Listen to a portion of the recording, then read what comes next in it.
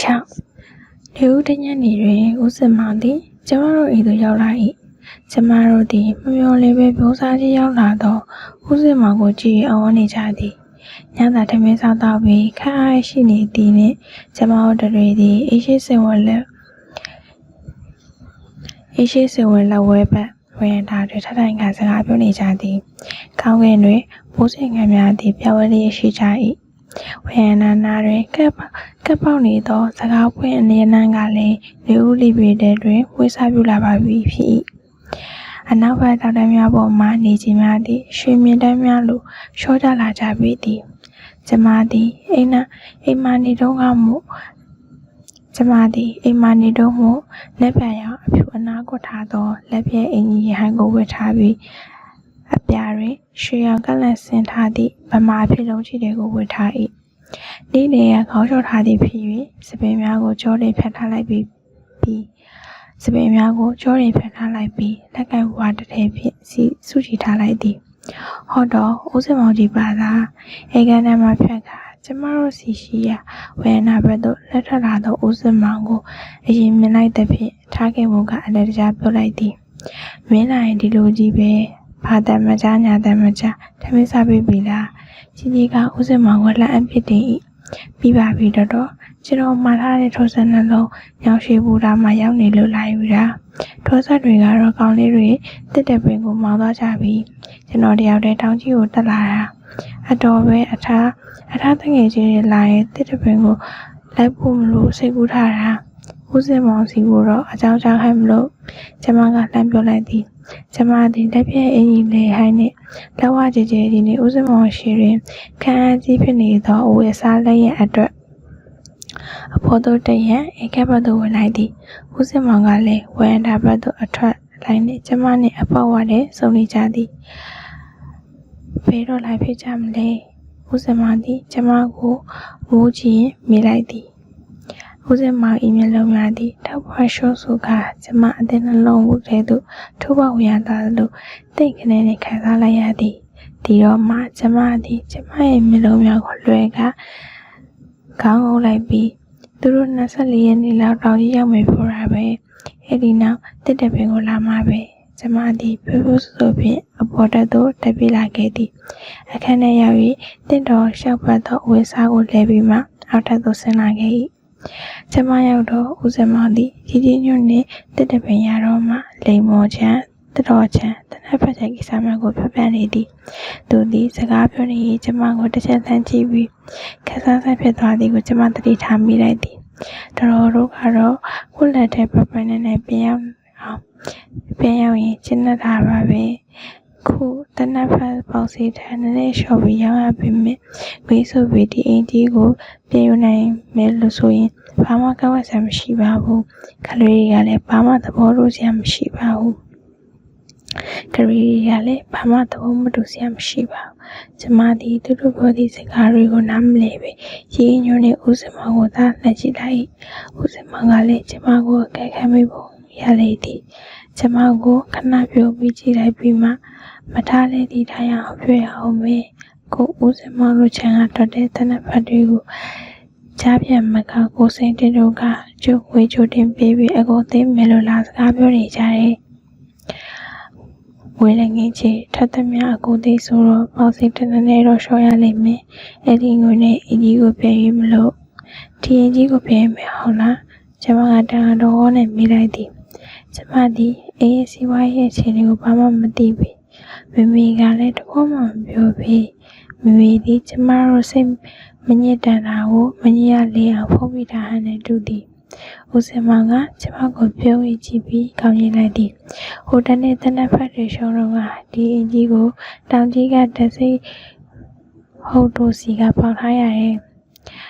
တောင်ကြီးကတန်စိဟုတ်တို့စီကပေါက်ထားရတယ်အိမ်တွင်းမကတစ်တဲ့ပင်ကရာတော့တချို့လည်းပါသေးတယ်အဲ့ဒါကိုအိမ်ကိုပြေးယူလိုက်မယ်ရာတော့တွေကိုတော့တဖြည်းဖြည်းမှယူမယ်လို့စိတ်ကူးထားတယ်အခုထိကလည်းဒီအတိုင်းပဲသဘောချရဲ့အဲ့ဒါတော်တို့မထားလို့သဘောဘလို့လဲသိချင်တာပါပဲကျမဒီရုတ်တရက်ရင်ထဲတွင်နှိမ့်ခနဲ့ဖြစ်သွား၏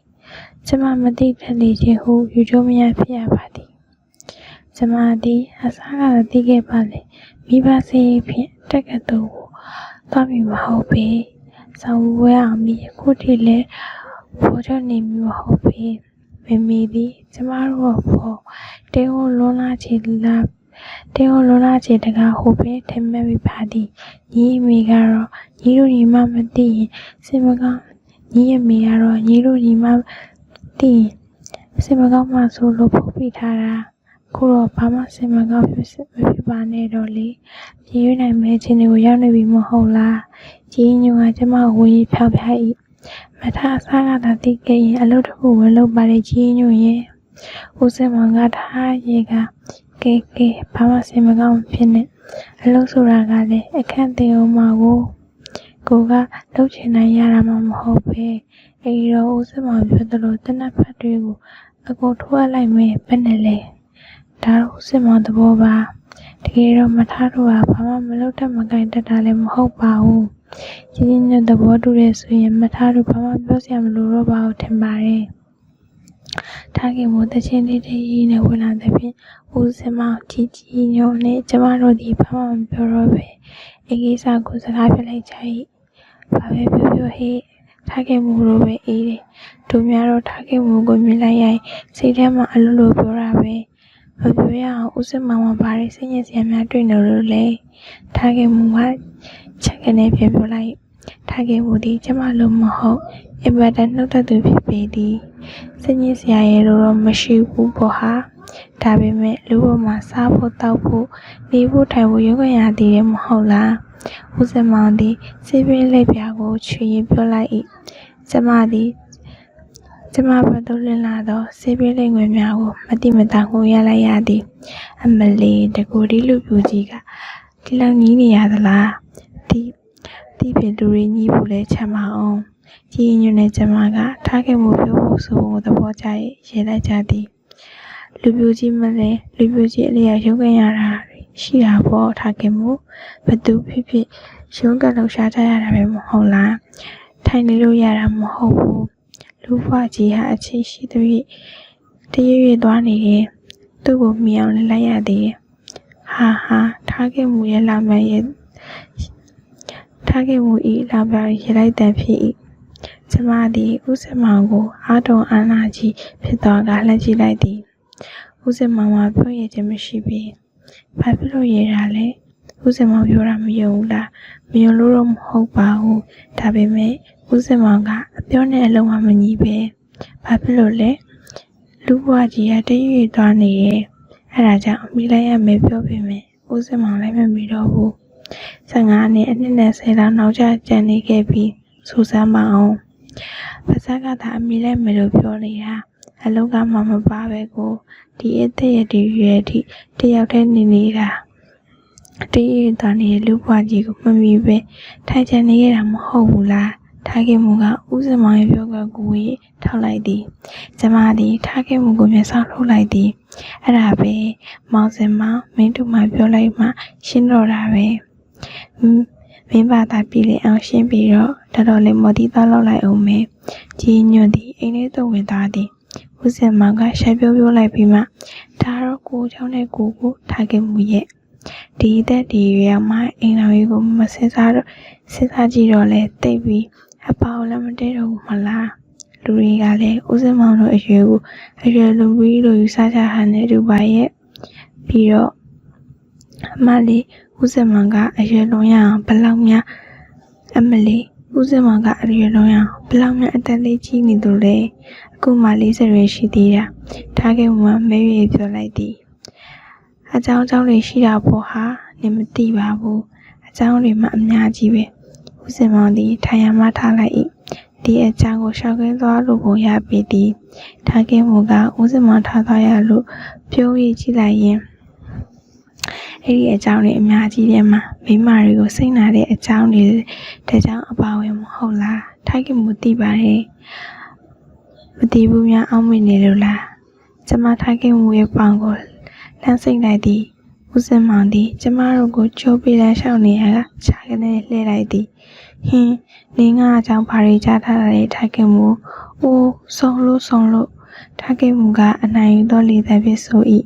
ကျမသည်ဘာမှမပြောဘဲသူတို့နှစ်ယောက်ဤပြောသောစကားကိုသာနားထောင်နေမိသည်။ဘာရီလဲဟာတော်တော်ကြာတွဲတချော်လေးကြားနေ။အိုးမလွဲပါဘူး။ဦးစင်မောင်ကမိမတွေကိုစိတ်နာရတဲ့အကြောင်းပြီးတော့ထားခင်မူသည်ပြိုးပြပြလှုပ်ရည်နေလေသည်။ဦးစင်မောင်ကမူပြောရခြင်းမရှိပါ။ကျမတွေကိုမိမတွေကိုစိတ်နာတာမဟုတ်ပါဘူးဟာမိမတွေကိုစိတ်နာတယ်ဆိုတာထက်မိမတယောက်ကိုစိတ်နာတယ်ဆိုတာကပိုပြီးမှန်ပါလိမ့်မယ်။ဘယ်နဲ့ရှိစားဟူသောအကြည့်ဖြင့်ထားခင်မူကကျမကိုလက်ကြည့်လိုက်၏။ကျမသည်လမ်းလျှောက်ရင်းစကားပြောနေသောဦးစင်မောင်ကိုငေးကြည့်လိုက်နေမိ၏။ကိုဟာမိမတယောက်ကြောင့်အသက်ခွဲခံရပြီးနောက်ထပ်မကွဲချင်တော့ဘူး။တခါသေးဘူးလို့ပြေဖို့နားလည်ပြီးပြီ။ဦးစင်မောင်ကအကွဲဆွေးမိတန်ကြီးဖြင့်ပြောလိုက်၏။ဒီတော့မှထားခင်မူသည်ဦးစင်မောင်ကိုအာနာတော်ဟန်ဖြင့်ရှာကလေးတလက်တလက်ထုတ်နေသည်။အဲ့ဒီမိမဟာကိုတင်ရစားရီပေးသွားခဲ့ပြီးပြီ။အဲ့ဒီမိမကိုခုပမာလေးဦးစင်မောင်အဲ့ဒီမိမကအခုတည်ပြီလေ။တည်ပြီလို့ယောက်ျားရနေပြီ။ကျမနဲ့ထိုင်ခင်မူသည်ဦးစင်မောင်ရဲ့ထူးခြားသောစကားများကြောင့်ရုတ်တရက်ကြောင့်သွား၏။ကိုနှလုံးသားထဲအုံနောက်ထဲမှာသူမရှိတော့ဘူး။အဲဒါကြောင့်ကိုဖို့တော့သူဟာတည်ပြီလို့ပဲယူဆထားလိုက်တယ်။ကိုတော့သူ့ယောက်ျားနဲ့သူလေးပြောလို့ဦးစင်မောင်ကရှိလိုက်သည်။တို့ရရင်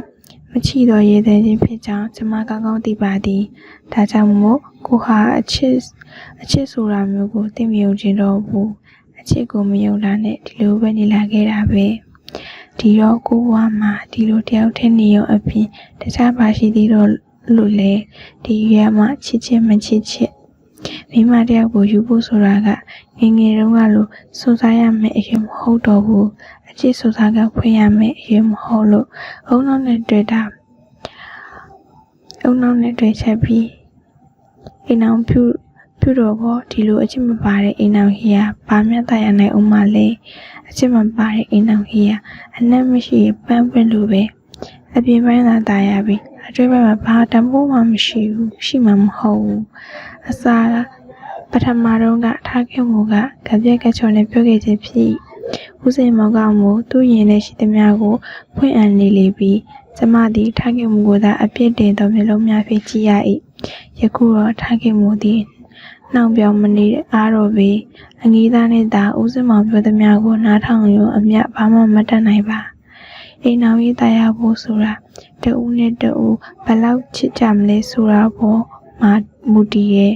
တကယ်တော့အချစ်ဆိုတာဟာမိမတယောက်နဲ့ယောက်ျားတယောက်ရဲ့အသေးနှလုံးထဲမှာတိကျကလွတ်လို့ပြီးသူ့ဘာသာယက်တည်နေကြတာမဟုတ်ပါဘူး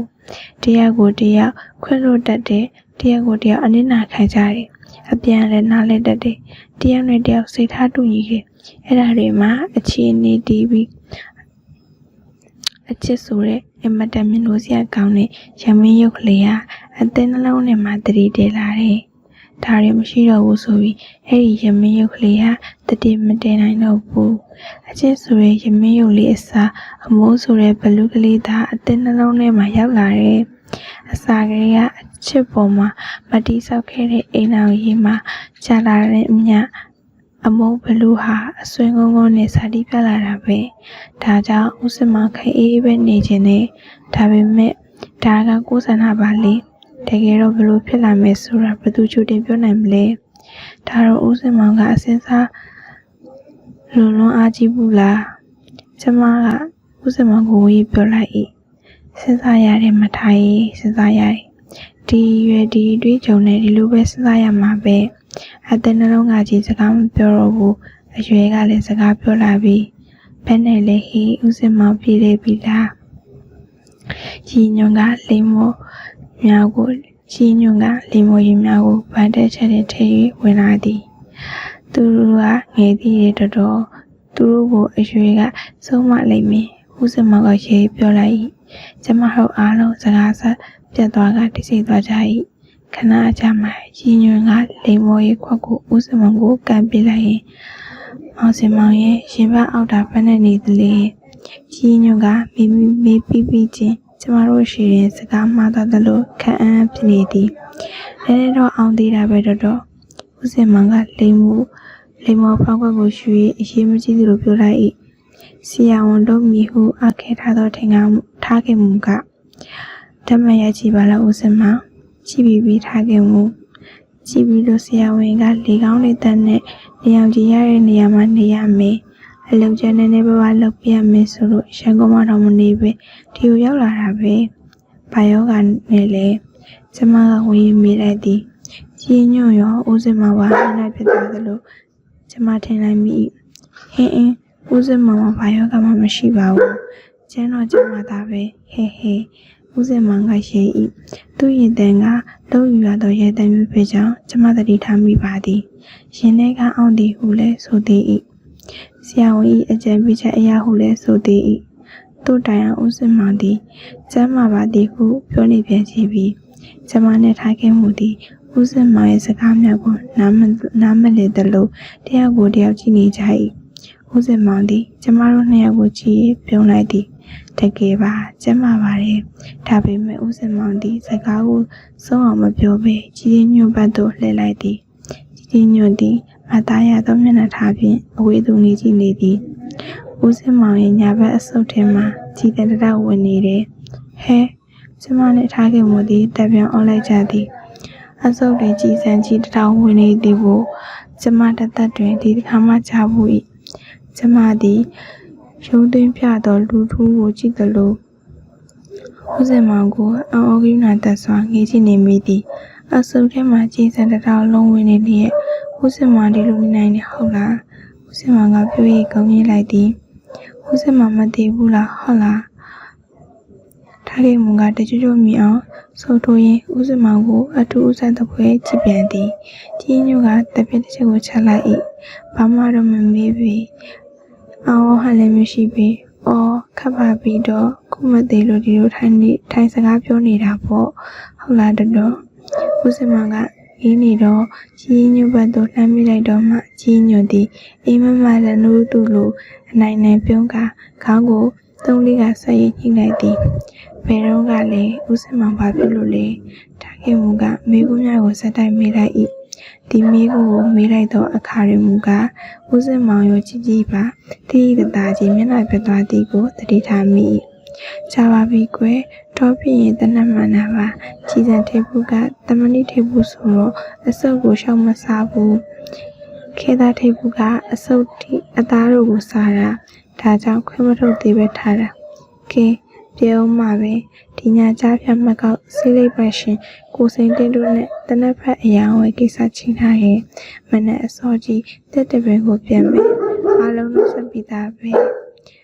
မထားတို့တွေလာကန်ပြီးဦးစင်မောင်ကိုစာရေးလိုက်ပေါ့ဦးစင်မောင်တောင်သုံးလုံးလမ်းခွဲကလာကြုံမယ်ဦးစင်မောင်ပြန်သွားတော့မှောင်နေပြီနေအောင်ရှင်မင်းကလေးကလည်းတဖြည်းဖြည်းမှန်၍ပြက်ွယ်သွားကြ၏စကားဝိများ၏ရနံ့ကလည်းပို၍သိပြလာသည်ဟုထင်ရပါသည်ညီငယ်ကလေးများပင်အစာထွက်ရှာလာစားပြူပြီးဖြစ်၏ကျမသည်ပုံပြရီဝေသောစီးစာတွင်တလန့်ချင်းထောက်ရသောဦးစင်မောင်ကိုမြုံကြီးကြည့်၍ကျန်ရစ်ပေသည်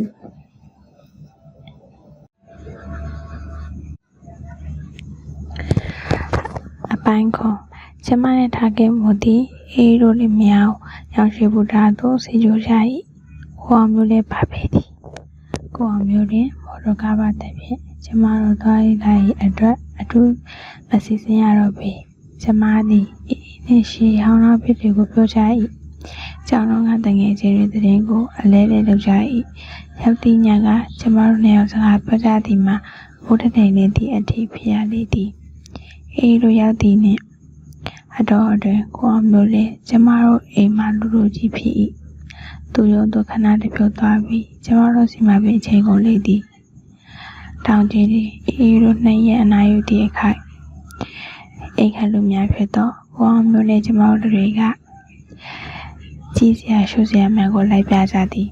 တောင်ကြီးတွင်နှစ်ရက်နေပြီးအေးတို့လည်းများကိုအင်းလေးတို့လိုက်ဖို့ရန်ပြင်ဆင်ရသည်အေးတို့လည်းများကိုအောင်မျိုးထားခဲ့မှုနဲ့ကျမတို့ပေါင်း9ယောက်ဖြစ်၏ညောင်ရွှေအထိကိုအောင်မျိုးမော်တော်ကားနဲ့လာကြပြီးညောင်ရွှေဟော်ကိုဝင်ကြသည်ဟော်ကြီးမှာအိုမင်းနေပြီးအတွဲတွင်မူ တောက်ပပြောင်းလဲတဲ့ပင်ရှိသည်၏ထိပြူမူတာသောရာဇပလင်လူတရက်လောက်ရှိသည့်ရှမ်းအိုးစီကြီးရှေးဝကြီးကများစသည်တို့ကိုရှောက်ကြည့်ကြသည်ဟောကြီးသည်ရင်ပြအပေါင်းတို့ပြက်လေးပြီးသောမဆုပ်ပြအောင်ကြီးကဲ့သို့ပင်တကားရောက်ရှိစိတ်ကန်းနှင့်ဂျွန်ဆက်ပဲချိတ်ဆက်တထားသောလေးတဲ့စင်းကိုငှား၍အင်းထဲသို့ထွက်ခဲ့ကြသည်ချောင်းချင်းကလေးတွင်ပဲချိတ်ဆက်ကလေးသည်တဟုန်တို့ပြေးသွားလျက်ရှိ၏ချောင်းထဲတွင်မျက်ရှိပင်များထိုးထွက်စွာပေါက်လျက်ရှိသည်မျက်ရှိပင်များသည်ပဲချိတ်ဆက်တထားသောလှေကလေးနောက်တွင်တည်ရကျန်ရခဲ့ကြ၏ချောင်းချင်းကလေးတွင်ပဲချိတ်ဆက်လေးတစ်စင်းနှင့်တစ်စင်းရှောင်ကြသည်မှာအသေးရစရာပင်ကိုယ်သည်ကောင်းသည်တော့သည်ကိုင်းပင်မြပင်တွင်ကိုင်းရထားသောချောင်းချင်းကလေးထဲမှထွက်လိုက်သောအခါအင်းကြီးတဲ့သို့ရောက်လာလေသည်အရှိဘက်တွင်ပြားမိုင်းသောတောင်တန်းများအနောက်ဘက်တွင်လည်းပြားမိုင်းသောတောင်တန်းများတောင်တန်းပြကြီးများ၏ရင်ခွင်တွင်အေးလေးကန်ကြီးသည်မိမိအိဆက်သလားဟုထင်ရပေသည်အိတရောက်သည်နှင့်ကျမသည်ကြည်လင်နှံဆက်လာသည်တောင်တန်းအပြားတောင်ကောင်းကင်အပြားရေအပြားအေးလေးကန်သာရေလွှားကပြားဝေစာပြန်ချုံလွှားထားခဲ့မှုသည်တခြင်းတစ်ပုဒ်ကိုညီးတွားလိုက်၏ကိုတင်မြင့်နှင့်ကိုအောင်မျိုးမှဦးကားထိုင်၍ထားခဲ့မှုကအလဲမထိုင်ကကျမနှင့်အေးတို့ကအနောက်မထိုင်၏မခင်ဝေကြီးတော့ဆုံးအားသွားပြီဆရာ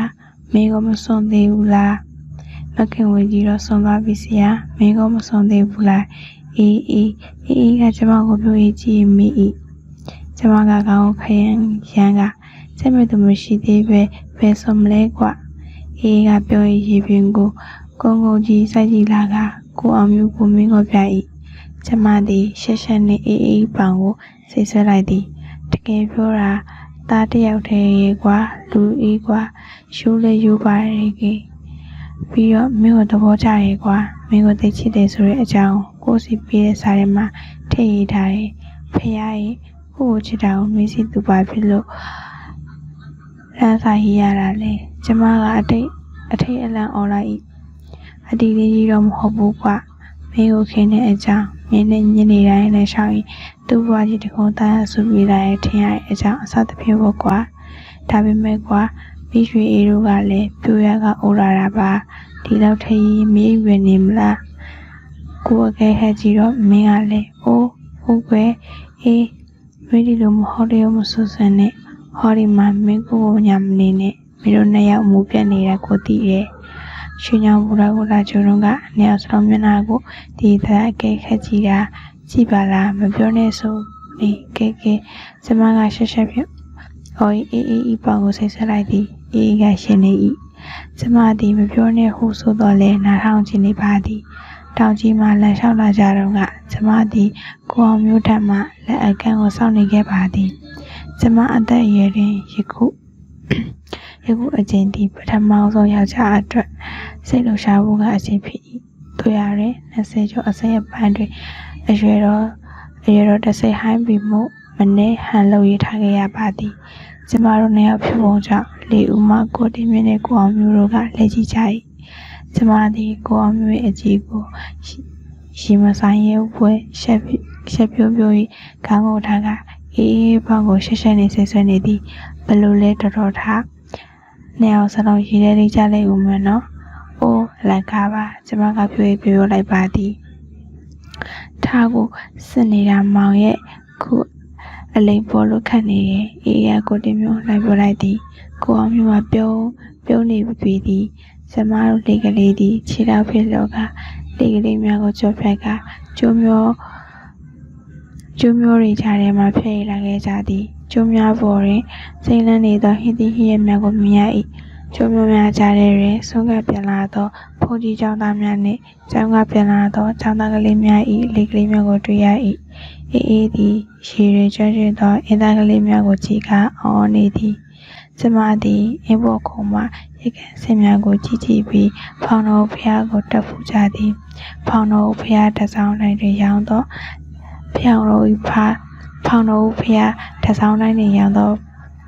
လက်ခိုင်အိမ်များကိုဝယ်ပြီးဝီဖျားဦးကြသည်ကျမဖျားဖို့ပြီးလှမ်းကြည့်လိုက်သောအခါကျမနောက်တွင်အေးအေးတို့မရှိတော့ပေကိုအောင်မျိုးတယောက်တည်းရဲ၍ဆောင်းနေသည်ကိုတွေ့ရသည်အေးအေးတို့ဟိုဘက်ကန်းကဈေးကလေးကိုဈေးဝယ်သွားကြတယ်ဖောင်တော်ဦးစီဒီဘက်နဲ့ဝါ2ရက်ကျော်3ရက်လောက်ကျွမျိုးကလေးပေါ်တဲ့ဈေးကလေးရှိ၏အေးအေးသည်ရေထဲကပဲချိတ်ဆက်လေးပေါ်မှနေ၏ကျမကိုလက်ကဘွားဝီရန်ပြန်နေသည်ဧကနာမိရွှေအေးလက်ချက်ဟုကျမသိလိုက်ပါသည်ခုပြန်လာမှာပါမထားဖျားဝတ်ပြုနေတာနဲ့ကိုအောင်မျိုးသည်စီဂရက်လိတ်ကိုမင်းကြီးဖွာနေ၏ဖျားတစ်စောင်းထဲတွင်ကျမတို့2ယောက်သာရှိလေသည်အင်းကိုဖျက်တိုက်လာသောလေကြောင့်ကျမစပင်များသည်နှစ်ဖူးပေါ်သို့ဖွာကျဲကျလာသည်ကျမသည်ကိုယ့်ဘောက်ကိုမလုံမလေးဖြစ်နေသဖြင့်ကိုအောင်မျိုးမနာပင်စစ်မကြည့်ရဲပဲငုံလေသည်ထားကျမသည်ကိုအောင်မျိုးအတန်ကြောင့်တုံးလို့သွား၏ခါရင်မထားဦးခေါ်နေကြကိုအောင်မျိုးသည်ကျမကိုထားဦးတစ်လုံးနဲ့အဖျားဆုပ်ခေါ်လိုက်သည်ကိုကျမသတိထားမိလိုက်၏သူ့အတန်ကလည်းအနှဲငယ်တုံနေပေသည်ကျမရင်ကလည်းတရဲရဲခေါ်လျက်ရှိပါသည်လေပေါ်တော့ကအေးအေးကထားဦးဘာတွေပြောသလဲဟင်ကိုအောင်မျိုးသည်ကျမအိုင်အေးအေးဘာပြောလိုက်သည်သိချင်သည်ဟုကျမကလည်းအေးအေးထံကိုအောင်မျိုးဘာရေးလိုက်သည်ကိုသိလိုပါသည်အကူမျိုးကိုအေးစီပါရေးလိုက်တယ်လေကျမပါးစပ်ကလှုပ်ခနဲ့ထွက်သွားပါသည်ကိုအောင်မျိုးသည်စီဂရက်တိုလေးကိုလွှတ်ပစ်လိုက်ကတပိတ်ချလိုက်သည်ကျမသည်မိကိုတူလူဖြစ်နေသောစီဂရက်တိုလေးကိုသာစိုက်ကြည့်နေမိ၏ဒီအချိန်ကကျမရင်ဖူလောင်လုံးတက်ဖြင့်ကျမရင်ကိုဖွင့်ကြည့်လိုက်လင်မိကိုတူလူထွက်နေလိမ့်မည်ဟုပဲထင်ရသည်ကိုမတော်မထူပါဘူးထားရဲ့အကူမျိုးဖွင့်ပြောပါမယ်အကူမျိုးထားကိုချစ်တယ်ချစ်ပြီးမဖွင့်ပြောရဲဘူးအကူမျိုးဖွင့်ပြောလိုက်လို့ထားကမြပြန်မချစ်ခဲ့ရင်ခင်မရင်ဆွဲမိတ်ဆွေအဖြစ်ဆုံးရှုံးပြီးသစိမ်းပြီးကြီးဖြစ်သွားမှာကိုစိုးရင်လေအကူမျိုးပြောခြင်းဟာနှောင်းတော့ပြောခြင်းဖြစ်လို့ထားကဟင်းအင်းလို့ညင်လိုက်လို့ရှိရင်လေအကူမျိုးရင်ခွေရမှာပဲဒါကြောင့်အကူမျိုးထားရဲ့အရေးအချင်းကိုစောင့်ကြည့်နေရလေအမှန်ကတော့ဟိုတခါငုံနီလာပင်တွေအောက်မှာလမ်းလျှောက်ကြကလေးကဖွပြောဖို့ပဲဒါပေမဲ့အကူမျိုးပါစက်ကမထွက်ဘူးအေးအေးစီရေးတဲ့စာကတော့ထားမှချစ်သူရှိသလားမရှိဘူးလားဆိုတော့တော်တော်ပိုင်းစုံစမ်းပြည့်တဲ့စာပဲဘယ်နဲ့လဲထားအကူမျိုးအလားမနှောင်းသေးပါဘူးထင်ပါရဲ့နော်အလားနှောင်းသွားပြီလားယင်ကျမဒီခေါင်းကိုထားသဖြင့်ကိုအောင်မျိုးရဲ့မျက်နှာကိုမမြင်ရတော့လေသူ့မျက်လုံးများကကျမထံသို့စူးစိုက်ကြည့်နေခြင်းကိုကျမခံစားရပါသည်ကျမကခေါင်းကိုထားခြင်းကိုပင်ခေါင်းကိုဖိညှိစွာရလိုက်သည်ဝမ်းသာလိုက်တာထားရဲ့အကူမျိုးသိဝမ်းသာတာပဲကိုအောင်မျိုးသည်ကျမပခုံးနှစ်ဖက်ကိုဆုပ်ကိုင်ကအားရပါရကြီးပြောချလိုက်သည်တကယ်တော့ကျမသည်ကိုအောင်မျိုးထံမှစကားကိုပြောလင်းနေခဲ့သည်မှာမူနီလာပင်တွေအောက်လမ်းလျှောက်ကြကလေးရပင်ဖြစ်သည်ကျမသည်ရှင်နေကလိုက်ဖို့ကမြေရီဝဲလာသည်ဝမ်းသာခြင်းဖြစ်ကြောင်း၎င်းဝမ်းနည်းခြင်းဖြစ်ကြောင်း၎င်းမပြောတတ်ပင်ဟင်းထားငိုနေတဲ့ကိုအောင်မျိုးသည်ကျမမေးစီကိုဆွေးယူကမျက်နှာကိုမောလိုက်၏မငိုပါနဲ့ထားရဲ့ဘာဖြစ်လို့ငိုရတာလဲထားအားငယ်လို့ကျမသည်လေတံကလေးဖြင့်ဖြေလိုက်သည်အကူမျိုးတည်တယ်ထားကိုစတွေ့ခဲ့တဲ့အကူမျိုးတည်ခဲ့ပြီတယ်အားငယ်တည်းမိကလေးမို့လဲအကူမျိုးထားကိုတနာဖူးခဲ့ပြရတယ်ထားနဲ့အကူမျိုးတောင်ကြီးမှာပထမဆုံးစတွေ့ရနေကကောင်းကင်တစ်ခုလိုပြိုကျတော့မလို့မိုးတိတ်နေအောင်ပြီးမိုးရွာကြီးထဲမှာထားတစ်ယောက်တည်းရှောက်သွားနေပုံကထားရဲ့ဘောကိုဖိုးဖော်ပြလိုက်တဲ့မြင်ကွင်းလေးတစ်ခုပဲအကူမျိုးစိတ်ထဲမှာတော့ထားရဲ့ဘွားဟာအဲ့ဒီနေ့ကမိုးကောင်းကင်ကြီးလို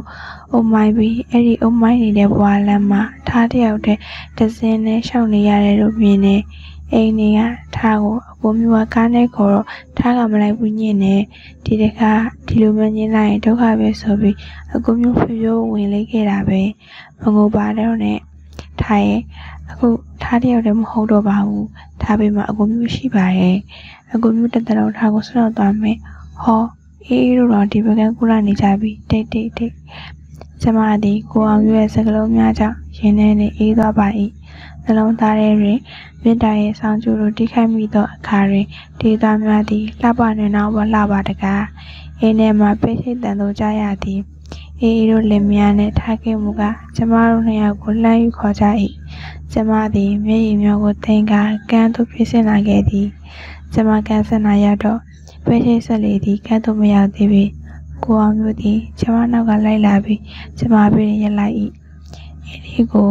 ဖျက်ကျော်တိုက်ခါလာတော့လေသည်ကျမတို့မျက်နှာကိုနှမ်းရှုပ်ထပ်ပြေးသွားသည်လေသည်အေးမြကရေမိုးရင်ငွေကလေးတွေပါလာသလားဟုပင်အောက်မေ့ရသည်ကျမစပင်များသည်နှုတ်ပေါ်တွင်ဝဲကြကာထမိန်စားသည့်လေထဲတွင်လွင့်ပြည့်ရှိ၏ကျမသည်ကိုအောင်မျိုးကိုကြည့်လိုက်၏ကိုအောင်မျိုးကလည်းကျမကိုရှုပ်ရှုပ်ဆဆကြီးကြည့်၍ပြောနေသည်ကျမသည်သူ့အကြည့်ကိုကြမရင်ဆိုင်ရဲပဲပြုံး၏ခေါင်းငုံထားလိုက်သည်ပဲချိတ်ဆက်လေးကလည်းထိုးဆိုင်လာတော့မှကျမတို့သည်လေပေါ်သို့တက်ခဲ့ကြသည်ကိုတင်မြင့်ကကင်မရာဖလစ်တွေများကိုလှည့်ရင်အေးရေဒီဖို့သိကောင်းတယ်သိကောင်းမှာကွာကောင်းကြီးချင်းနောက်ခံထားပြီးရနေတဲ့ပုံရလိုက်တယ်မထားထမိန်ဆန်းကလွင့်နေတော့ပိုးပြီးအသက်ဝင်ပါတယ်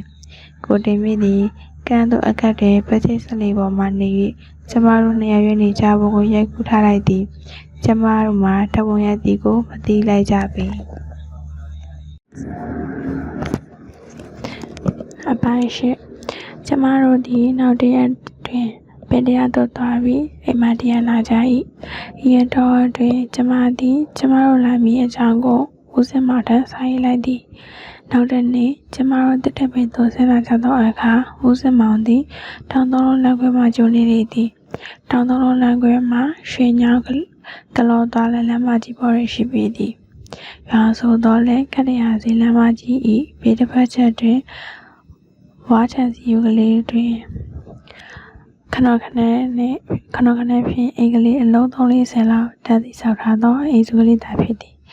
တောင်သုံးလုံးသောကျမရောက်သောအခါဦးစင်မောင်သည်တောင်သုံးလုံးလေးနေသည့်ရှာတော်သမားတစ်ယောက်၏အင်္ဂလိပ်တွင်လက်ဖက်ရည်ချက်သောရင်စောင်းနေသည်ကိုတွေ့ရ၏ခေါင်းတွင်စစ်သောအဝတ်ဟုတ်သောအစိမ်းကိုဆောင်းထားပြီးအစိမ်းပုံရအစိမ်းအကြီးလက်ရှိကြီးကိုဝေးခါတွင်ခြေတော်ရှိချမ်းကြီးကိုစီထား၏ခြေတော်ရိတ်ကလက်သမားများစီးရရှိသည့်ဘဝနှကြီးကိုစီထားသည်တကယ်တော့ဦးစင်မောင်သည်ရာတော့အလိုသမားရိကြတဲ့တွင်တကယ်ရသမားကြီးကပေါင်းနေတွေ့သည်အေးတို့လင်မယားနှင့်ဦးစင်မောင်ကိုကျမကမိတ်ဆက်ပေး၏အမလေးထားခဲ့မှုဖြင့်ဦးစင်မောင်ကိုလူတော်မှားလို့ဝစားထားလိုက်တာလည်းထားခဲ့မှုကဦးစင်မောင်ဝစားဖို့ကိုကြည့်ဆို၏ဟာလေတော်ထဲမှာလေလို့လေသမားတို့ဝေရမှာပေါ့ဘန်ကောက်လုံကြီးနဲ့တက်ကလက်တိုက်ပေါ်အင်ကြီးဝေပြီးလေရဲဆင်းရနေမှာလားအဲ့ဒီလိုဝေတာကလေသမားအကြောင်းရှိပဲဆိုရဲစာရေးဆရာတွေမှာဝေကြတာဦးစင်မောင်သည်သူစကားကိုသူသဘောကျကတဟားရဲနေသည်ရာရဲမှာသူတို့ကိုမှကြိုက်တယ်အညီလေးခံနေနေအောင်လေးခံနေထားခင်ဤတို့ဝစားထားပုံကကောင်းလုံးအားကြီးတယ်ရှားတော့လည်းမကြိုက်ဘူးဆူလီဖျားလမ်းမကြီးပေါ်မှာမှန်ကားတဲ့ထိုင်လိုက်ဝတ်ဖို့ပဲကောင်းတယ်တကယ်တော့ကျမတို့ဝစားများသည်တိတော့မကောင်းတော့ပဲကျမတို့ဒီတစ်နောက်ပဲယုံသာဝစားလာခဲ့ခြင်းဖြစ်၏ထားခင်ဘုံမှာဦးစင်မောင်ဤစကားကိုမကျင်တဲ့သဖြင့်မျက်စောင်းတစ်ခဲခဲနေဖြစ်နေပေသည်ကျမတို့သည်ကိုအောင်မျိုး၏လေရိုဘာကားကလေးဖြင့်တစ်တပဲသို့ထွက်ခဲ့ကြသည်လမ်းမှာရှာခဲ့ပြီးမှလဲလန်းကလေးဖြစ်သည်မြေဒီပေါ်များသည်အလိမ့်လိုက်ကကားနောက်မီတွင်တလုံးလုံးဖြစ်နေသည်လမ်းကြားကလေးတွင်နိုင်ဝခမ်းမောင်မီလျင်ကုန်းမိုးဆိုသောရွာကလေးသို့ရောက်ကြသည်ရွာကလေးမှာအကြီး100လောက်ရှိပြီးရှမ်းရသမားများ၏ရွာကလေးဖြစ်၏ဒီရွာကလေးကကျုပ်တို့စီရွာကလေးပေါ့တကြားနိုးစီဘီလက်ရည်လေမော်ရည်စားတဲ့ပစ္စည်းတွေရတယ်ကြောက်တဲ့ပုံခဲတဲ့ပလာဆောင်စားတဲ့ဆိုင်ကရိယာတွေလည်းရတယ်နောက်ပြီးအချုပ်တို့အတို့ကျိုးစားတဲ့ဒိုလီမိုးစားပစ္စည်းတွေလည်းရတယ်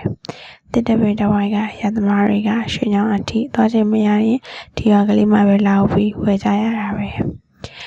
ရွာလေလန်းကလေးတစ်ချောင်းကျမတို့ကရှောင်းမောင်းသောအခါကလေးတွေကနောက်ကအော်ဟေးလိုက်လာကြ၏ရသမားကြီးများကဦးစင်မောင်ကိုအော်ဟေးနှုတ်ဆက်ကြလေသည်ကျမတို့ကသည်ရွာလေကိုယ်သို့ဆိုင်ကလေးတွေရက်လိုက်၏ ဒါဒီရွာရဲ့တမဝါရမဆိုင်ကလေးပဲကျုပ်ခင်ဗျားတို့ကိုဘီလက်ရည်ကလေးနဲ့လိမ္မော်ရည်ဝယ်လိုက်အောင်မင်းဦးစင်မောင်သည်ကောင်းမှစဉ်းစားတော့ကဆိုင်ရင်တော့ဝင်သွားသည်ဦးစင်မောင်သည်တမဝါရမဆိုင်ထိုင်သူရှမ်းလူရွယ်ကလေးများနှင့်ခင်မင်းနီးပေသည်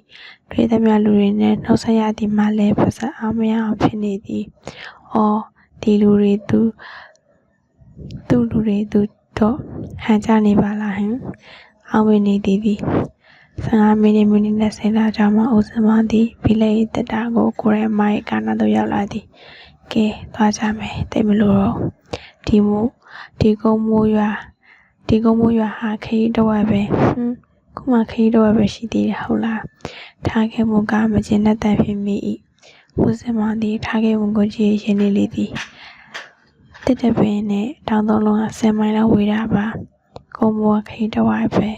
ဒါပေမဲ့လမ်းကျန်းတော့10မိုင်ကိုတနာရီနီးပါးလောက်မောင်းရတာပေါ့ကတရစီလမ်းမကြီးမှမဟုတ်ပဲထားခဲ့မှုတည်းရဖိုးဒီတလောထားနေသောခရီးကိုတွားရသည်ဖြင့်စိတ်ရည်နေဟန်နဲ့တူပါ၏ကျမနှင့်အေးတို့တွေကတော်လန်ကလေးကိုဟေးသားသည်ဖြင့်ရှင်ယူနေကြသည်ကျမတို့သည်တော်ဤလန်ဆန်းသောအလှကိုကြည့်၍ပြောလာကြသည်တပင်များတွင်ရှက်သွဲနေကြသောတောင်ကိုနှင့်နှင်းမြူများဖို့သို့နေအောင်ဒီများချက်သေးသောအခါငွေကြီးတမ်းများဖြစ်ပေါ်လာကြလေသည်ပစင်းရက်ွယ်များသည်ချုံကြားထဲမှတိုက်စီနှင့်အော်နေကြသည်နက်နက်ခင်းတွင်ဂျိုကူတန်ကိုကြားသည်မှလည်းစိတ်ကြည်နူးစရာကောင်းလာပါသည်ဟောရာတစ်တပင်ရတော်ရဲ့အနေနဲ့မိတ်ပဲကျမတို့သည်ရှိဆဆသာရှိသောရုပ်ကလေးကိုကူထားသည့်တတာပေါ်မှဖြောင်းခဲ့သည်ဒီတတာမှလက်ထိုးဆမ်းများပြမောင်းနိုင်အောင်မကြမီကခင်းထားသောတရားလေးဖြစ်၏တရားလေးကလေးထဲတွင်တစ်တိုတပင်ကြီးတစ်ပင်ကိုတွေ့မြင်ရသည်တစ်တပင်ရတော့ဤတစ်ဖက်တစ်ချက်မှကံမှုကလေးများဝန်းရထားပြီးတော့ခင်နိုင်ကလေးများကာစီထားကြ၏တစ်တပင်ရတော့ဆိုရင်နေမူလေးရဲ့တိတ်ကြပြဆန္ဒပဲအေးကကျမကိုလှမ်းပြလိုက်သည်ခုနကရိုးကူတရာကလေးတွေကတစ်တိုတပင်ကြီးတစ်ပင်မြင်ခဲ့တယ်မဟုတ်လားအဲဒီတစ်တိုတပင်ကြီးကိုဆွဲပြီးဒီနာတဝိုက်ကိုတစ်တပင်ရတော့လို့ခေါ်ကြတာပဲဒီဘက်ကတော့ကိုကန်နိုင်ရဘူးကန်နိုင်လို့ခေါ်တယ်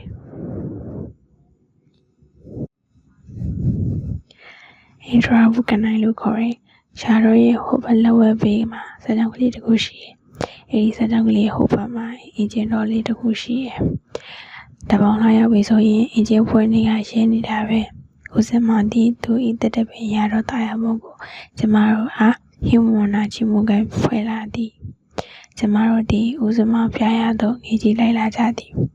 ကိုအောင်မျိုးနဲ့အေးယောက်ျားကလည်း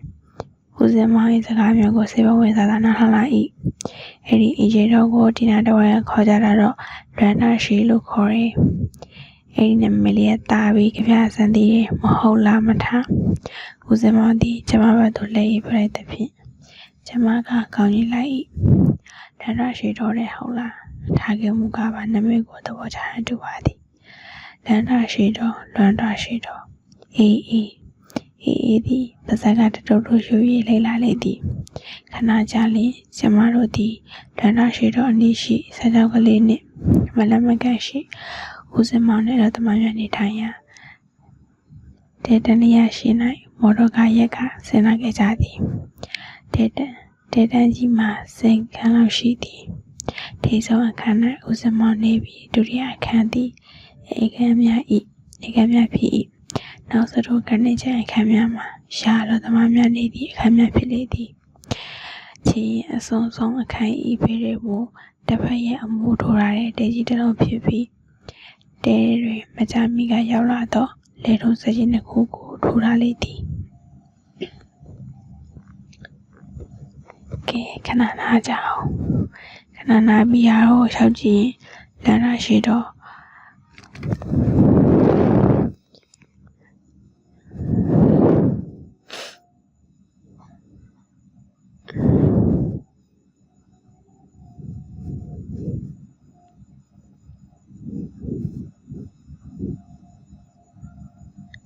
ကဲ နာကြအောင်ခဏနာပြီးရတော့ရှောက်ကြည့်ရင်လန္ဒရှိတော့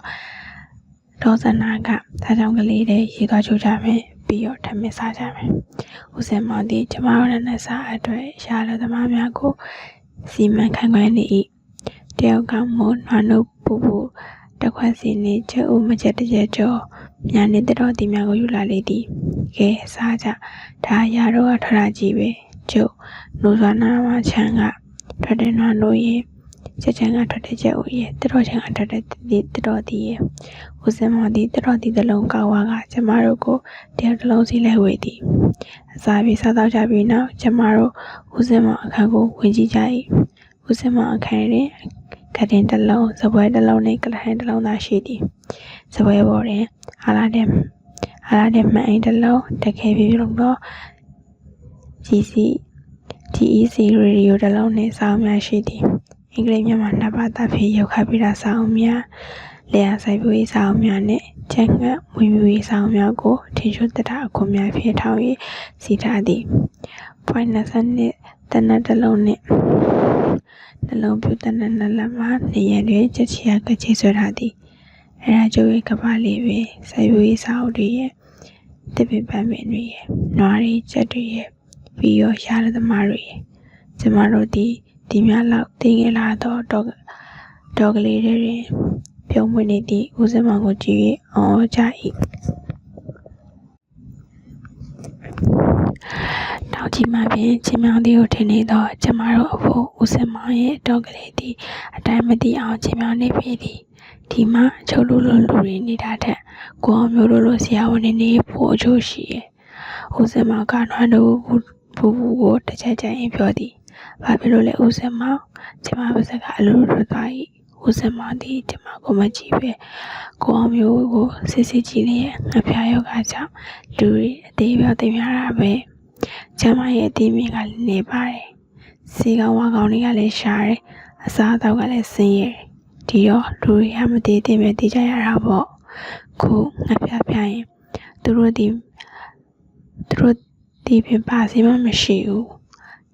ချက်ကိုရဲ့မြုပ်တင်းတောင်းခရင်ကစော်တည်ရဲ့စားရဲ့ကြိုးပြီးတောက်ကြတာပဲသူတို့ဆိုကတော့ရှိဖို့စင်ပေါင်းစကလေးကသုံးလာတဲ့အစည်းလို့ဆိုရယ်တယောက်နဲ့တယောက်ပြောတာကလည်းရှိချင်မှရှိမှာပေါ့ဗျာဒါပေမဲ့တရားကများတာပဲ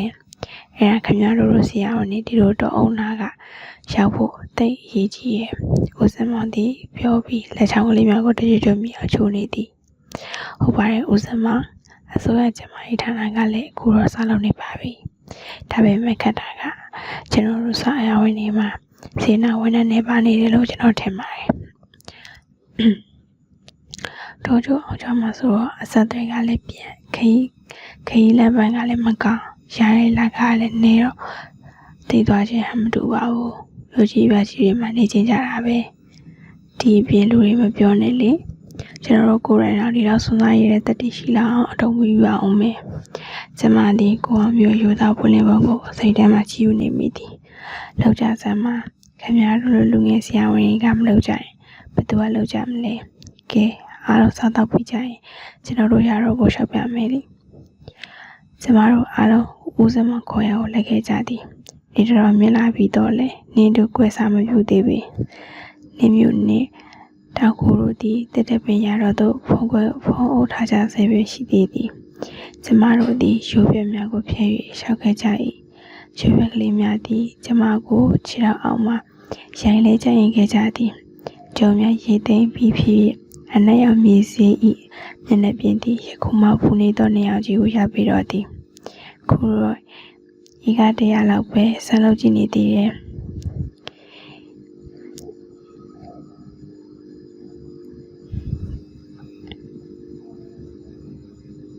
ဤတနိုင်ပူကရိုင်းပန်ကမြေတွေကမြေစေးဆိုတော့ဂျုံဆိုင်လို့ကောင်းတယ်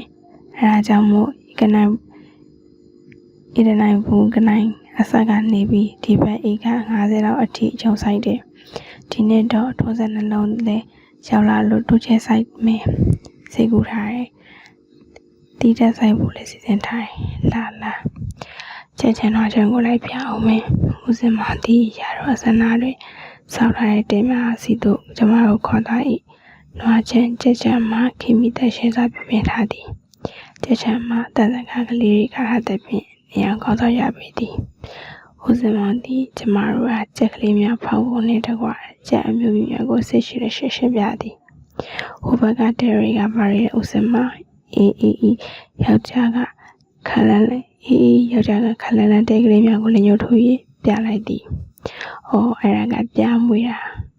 ကျုပ်ပြအဆမ်းမွေးကြီးနေတယ်ဘယ်လောက်အောင်မြင်မလဲမပြောတတ်ဘူးကျုပ်ရုရှားကထုတ်တဲ့ပြမွေးရင်းနှီးစာအုပ်တော်ကိုဖတ်ပြီးသဘောကျတာနဲ့ဆက်လုပ်ကြည့်တာပဲဒါပေမဲ့သူတို့စီကရေးရတိုင်းပြီဆိုတော့သူတို့နေကိုကြည့်အတော့ချလိုက်လို့ဘို့တော့မလိုပါဘူးဗျာ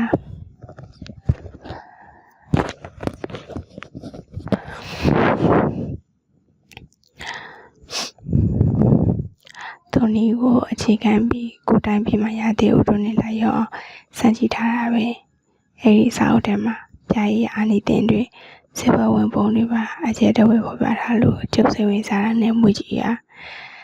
ကျမတို့လူပြအောင်များနဲ့ပြာကောင်ပုဂ္ဂလိများကိုကြည့်ကြတယ်ပြာကောင်ကလေးတွေပေါ်လာတာတွေဦးဝနေကချက်ကလေးတွေပေါ်လာတာကိုကြည့်ရတာတော့စိတ်ကျူးစနေကောင်းတာပဲအတော့စိတ်ကြီးချီနူစရာကောင်းတယ်လောကကြီးရဲ့ကိုအသက်မွေးဖွာလာတဲ့တဲ့ဟွာတွေကိုကြည်ရတာလောက်ချီနူစရာကောင်းတဲ့အရာမရှိဘူးထင်တယ်ဦးစင်မောင်ဒီတကယ်ချီနူတဲ့ဖြင့်ပြားကပေါစားကလေးများကိုကြည်ရပြောသည်ဟေးတာဦးစင်မောင်ကလည်းအဘိဓမ္မာအစမ်းသာပါလာကွိုက်အေးကျမအနာတော့ကရဲ့ခတ်တူပြော၏ဟဲပတ်ဝန်းကျင်တွေကလှလိုက်တာထားခဲ့မှုကအလန်တကြောင်အော်လိုက်တဲ့ဖြင့်ကျမကိုလန့်ကြည့်လိုက်ကြသည်ခလန်လန်တွင်ပန်းကင်းများတွေ့ရပေသည်ဦးစင်မောင်သည်ကျမတို့ကိုပန်းကင်းများပစီသို့ခေါ်သွားပြန်သည်ပန်းကင်းတွင်ဒေလီယာပန်းမျိုးစုံနေစီမျိုးစုံခန္ဓာမိုင်းမျိုးစုံနှင့်မင်းမျိုးပန်းများကိုတွေ့ရသည်ဦးစင်မောင်သည်ပန်းများကိုကကျမကိုလှမ်းပေးသည်ပန်းဝဲကြီးရဲ့နှမျိုးစရာကြီး၍ဦးစင်မောင်ရဲ့အေးကဒေလီယာဝဲကြီးတဲ့ဝင်ကိုကောင်းနေထိုးဆိုင်ရင်ပြောလိုက်သည်ဦးစင်မောင်ကရှယ်လဲယူပါကိစ္စမရှိပါဘူးဒီပန်းဝင်တွေကမခုလဲကြတော့ပန်းဝဲပေါ်မှာညှို့သွားကြမှာပဲပြီးတော့ကျုပ်ကလည်းကိုဆိုင်ထားတဲ့ပန်းတွေကိုသူများတွေကကူပြီးအမြဲတမ်းတော့ပန်းရင်သိချီနူတာပဲကျွားတွေကရှာမကလေးတွေတစ်ခါလိုက်ဒီလိုပဲအုပ်နဲ့ချီလာပြီးကူကြပါကြတာပဲသူတို့ကိုမင်းကူကြပါကြတာကိုကြည်ရတာကိုကပြောစရာကြီး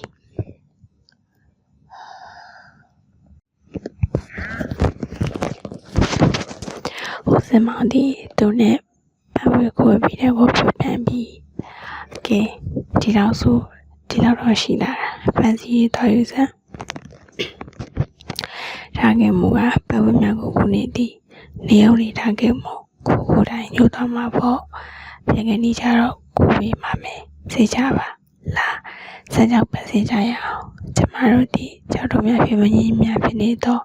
လူသွားလန်ကလေးအတိုင်းရှောင်းလာခဲ့ကြသည်ဒီစမ်းကြောက်နာကမြေရီမှာတော့ပြောင်းရဲ့လူရဲ့စိုက်ရဲ့နည်းနည်းတိဆိုင်ထားတယ်ခင်းချင်းဘဲပုတ်ရုံပတိကော်ဖီဆိုင်ဟင်းဒီရက်တွေကဟိုဘမှာဆိုင်တယ်အဲဒီဘက်ကမြေရီကတော့အားလို့ဆိုင်တယ်ပြီးတော့ရာမီဆိုရဲဂျပန်ပူဇာပဲစီရီရလို့လဲပူဇာပဲနေတဲ့ဆိုင်ကြီးထားတယ်ကျွန်တော်ကတော့စိတ်ကူးရင်တရားရလုံနေတာပဲဘယ်လိုနေမလဲတော့မသိဘူးကျမတို့ဒီစမ်းကြောင်းကလေးဆန္ဒကလို့တော့ရောက်လာခဲ့ကြပြီကမ်းမှာနည်းနည်းငယ်မြေမကြီးညာတော့စီချောလန်ကလေးအတိုင်းရှောင်းရင်ဆင်းသွားလျင်စမ်းကြောင်းတော့ရောက်ပြီသည်စမ်းကြောင်းတွေရေရဟကလေးများလက်ပတ်နေကြသည်ရှေ့ရဟကလေးများကပန်းကင်းများကော်ဖီကင်းများကိုရေပြန်းရရှေ့တင်ပေးခြင်းဖြစ်သည်ကမ္ဘာထိန်ကလေးအရောက်တဲ့ဟိုစင်မကရလိုက်တဲ့ဖြင့်ကျမတို့လည်းရလိုက်ကြသည်စံကြောင်ကလေးတစ်ပတ်တွင်အင်ဂျင်ပင်တို့အုပ်ဆိုင်မိုင်းဝင်နေတော့လာရှိတော်ကိုမြင်ရ၏ အဲဒီလမ်းရွာရှိတော့ကပုံပြင်ကလေးရှိရဲ့ဦးစင်မောင်ကကမ်းမထိန်မှကြောက်တုံးကလေးတုံးပေါ်သို့လမ်းခုန်လိုက်သည်ဘလို့တဲ့ဦးစင်မောင်ကိုအောင်မျိုးကမေးလိုက်သည်ဦးစင်မောင်သည်ဆေးပြင်းတဲ့တလေးကိုထိုး၍မိညစ်ပြီးနောက်တခါတော့ကဒီနာကရှမ်းရွာကလေးတွေအမှအိုင်နွမ်းဆိုတဲ့ရှမ်းမကလေးချောလေးတယောက်ရှိရဲ့အိုင်နွမ်းကသူတို့ရွာကရှာခုသားကလေးတယောက်နဲ့ချစ်နေကြတဲ့ဒီနေ့တော့ဒီနေ့မှာရှိရဆိုပါတော့ကစားထွက်ရင်အိုင်နွမ်းကိုတွေ့ပြီးတော့ကောက်သွားတဲ့ဒါပေမဲ့အိုင်နွမ်းမပြောဘူးသူချစ်သူကိုသာအောင်မေးပြီးတငယ်ငယ်တမိုင်ဖြစ်နေတဲ့ဒါနဲ့တနေ့ကျတော့ဆိုပါရဲ့ဟော်နန်ကထွက်ပြေးလာတဲ့ထားကေဝကမြက်တော့တစ်ဖက်နဲ့နားထောင်တွေကစုတသက်နဲ့ဖြစ်နေသည်ကျမတို့လည်းရှမ်းမလေးအိုင်နွမ်းရဲ့ပုံပြင်ကလေးတွေဆေးဝေစားနေကြသည်သူချစ်သူရှာဟုတ်သမားလေးကလည်းအိုင်နွမ်းဟာဖြင့်သူကိုဆွပြီးစောပါကတော့အနေနဲ့ရွှေပေါ်ကြီးပေါ်မှာခန်းစားပြောပါလို့နေရထင်ပြီးဒီတော့သနာကလေးမှတက်လာပြီးဓမ္မမိုင်တိုင်ငယ်ဖြစ်နေသည်ပေါ့ဒီလိုနဲ့တနေ့မှာရှာဟုတ်သမားလေးဟာဒေါ်စနာရောက်လာတော့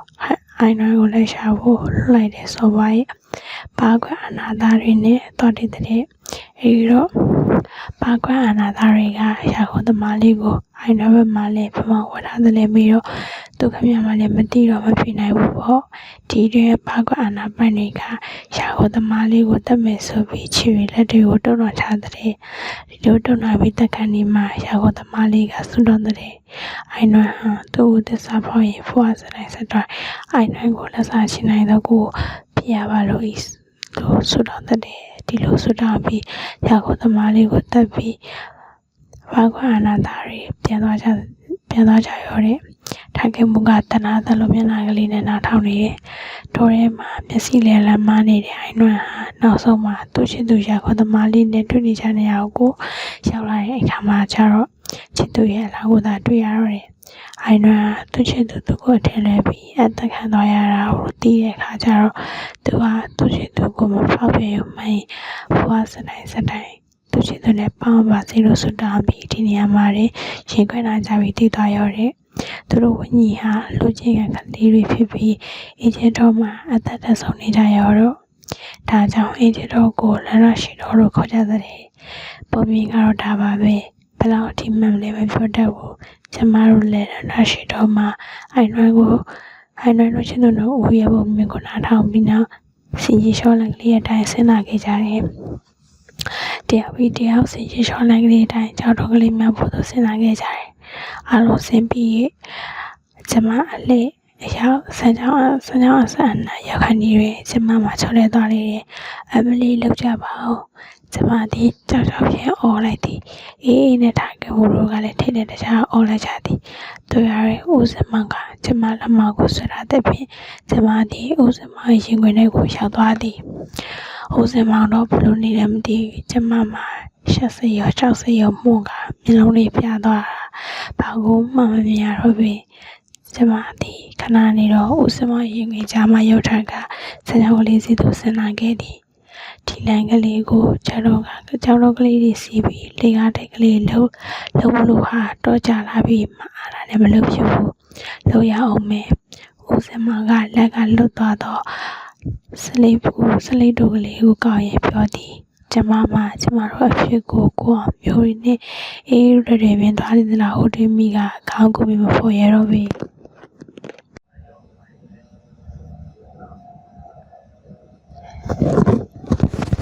ကျမသည်စောင်းကိုင်ကအေးပြချန်နေရှိကညင်မဲ့အောင်တော့ရှာလာခဲ့သည်နေသည်ချစ်တောက်ဖို့ကလေထင်းနေတဲ့ဖြင့်အိုက်ဆက်ကြီးဖြစ်နေ၏ကျမတို့ချန်နောက်ဘက်တောက်ကဘာဆောင်တဲ့စူထိုးဆိုင်တီရတော့မှပြီကိုများသည်တဝဝလေးနေကြ၏ခလန်းလန်းချုံထဲမှာထင်းခုံရင်တချိစိုးတန်ကိုကြားလေသည်စိတ်များတော့အများသည်နေအောင်၌မိုင်းနေကြလေ၏အိရှိလမ်းမပေါ်တွင်တနက်ဖက်ပုံများတင်လာသောလင်းများသည်တကြီးမီဖြတ်သွားကြသည်ဤလိုလင်းများတောက်ကြီးတော်လည်းတကောက်လိုက်လာခြင်းသည်ကျမဘဝတွင် ရက်တဲ့လဲပြစ်တယ်လို့ဝေစာလာတီကိုထင်ရ၏အရင်ကလိုအထီးကျက်ခံစားမှုချက်များမရှိတော့ပဲမျက်ွယ်လေးစသွားကြသည်မေဆုံးကလေးကဟာလာဟင်းလေးဖြစ်ခဲ့တဲ့နှလုံးအိမ်တွင်ကိုမျိုးသည်အစားဝင်ရောက်လာလေသည်ကျမသည်20ကျော်10ရက်ပိုင်းသို့ရောက်စားပြုပြီးဖြစ်၍အရွယ်တော့တစ်စိဟိုင်းဖြစ်ဆိုခြင်းလေးဆိုလိုက်ပါ၏တို့ရရင်ကျမဘဝတွင်ယောက်ျားတစ်ယောက်ကသူ၏အသက်နှလုံးကိုဖွင့်ပြကကျမထံအချစ်ကိုလာရောက်တောက်ခံခြင်းမှာရည်ရည်ချသည်ပထမအဆုံးအချိန်ဖြစ်၏လောက၌ယောက်ျားပြိုတစ်ယောက်၏ချစ်မြတ်သောခြင်းကိုခံရသောမိမပြိုလေးတစ်ယောက်ပြောစရာကောင်းသူသည်အပေမှရှိအောင်မည်နည်းသူသည်ကံတရား၏မျက်နှာသာပေးရခံရသူဖြစ်၍ဧကရိဘေးတစ်ပါးထက်ချမ်းသာသူဖြစ်နေသည်အေးရိုးပြသွားပြီးမကြမီတွင်ပင်ကျမသည်တောင်ကြီးအလုပ်ပညာသင်ကောလိပ်၌ကျောင်းဆရာမလုပ်၏ကျောင်းတစ်ချိန်၌နနက်8 နာရီမှ12 နာရီဖြစ်နေရာဓမ္မနက်လုံးစာသင်ခန်းမှာလည်းအချိန်ကုန်ရလေသည်ထားခင်မူကလည်းကျောင်းရောက်ဝင်တဲ့ဖြင့်ကျောင်းပြတ်သောအခါကျမတယောက်တည်းကျန်ရလေသည်နေ့နေခဲ့ရဆိုလျှင်အခုယခုလိုကညင်မရောက်ထိလာရေးစာဖတ်ရင်အခြေပြောရသည်ကျမသည်ကညင်ပင်အောက်ကခုံတန်းရတွေထိုင်ကစောင်းဖွင့်လိုက်သည်စောင်းမှာ patience တောင်းရောက်၏စာညုကလေးများဖြစ်၍ဦးစင်မောင်ကကျမကိုလက်ဆောင်ပေးထားခြင်းဖြစ်သည်စာညုကလေးများမှာခက်တူများသာရေးထား၏ခက်တူကလေးများသာဖြစ်၏အချို့စာအုပ်များအားခဲရန်အပြားဖြင့်မြင်သားထားသည်ကိုတွေ့ရလေရာ